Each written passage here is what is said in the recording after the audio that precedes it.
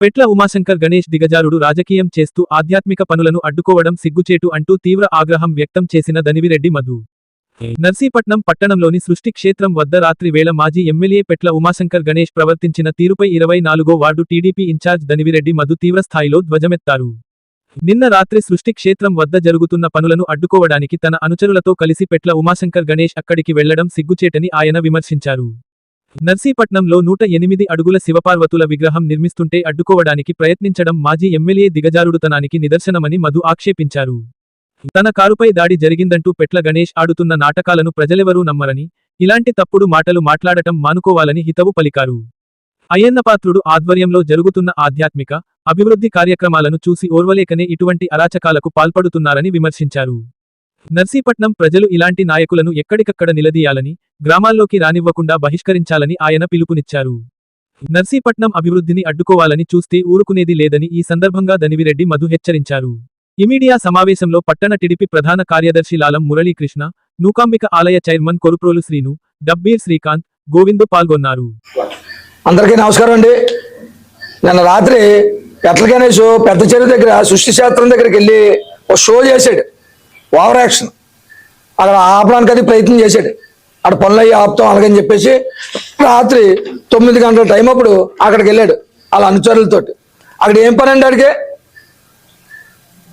ఏమని చెప్తున్నాడు, నిన్న సిగ్గు లేకుండా నేనే ఆపాను, కోర్టుకి స్టే తెచ్చాను, స్టే కూడా వీళ్ళు ఖాతరు చేయకుండా వాళ్ళు కడేస్తున్నారు కాబట్టి రాత్రి ఆపడానికి వెళ్ళానని చెప్తావు సిగ్గు లేకుండా. అంటే నర్సీపట్నం ప్రజలు మరి ఒప్పుకుంటున్నావు, నేనే సృష్టి శాస్త్రం ఆపడానికి ప్రయత్నం చేస్తున్నానని పబ్లిక్గా చెప్తున్నావు.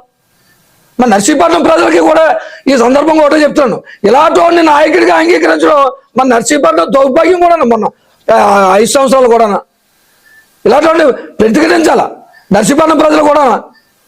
నువ్వు నర్సీపట్నంలో సృష్టి శాస్త్రంలో శివాలయం కడుతుంటే నీకు వచ్చిన బాధ అని అడగాల ప్రజల ప్రతి ఒక్కరు కూడా.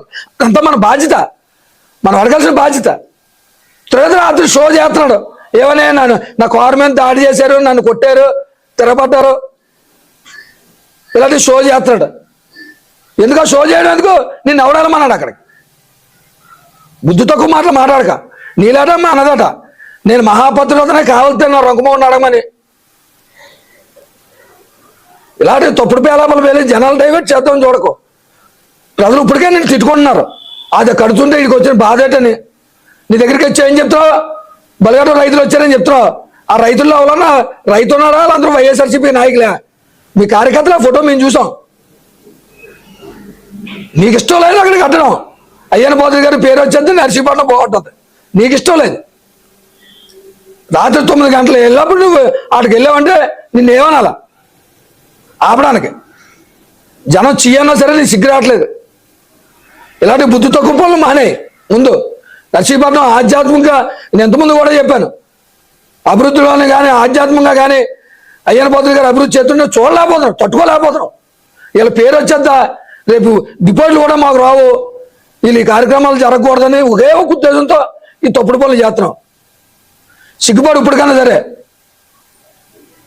నర్సీపట్నంలో ఈరోజు ప్రతి వీధిలోనూ కూడా ఒక మట్టి రోడ్డు కనపడకుండా సిమెంట్ రోడ్లు వేస్తున్నారు,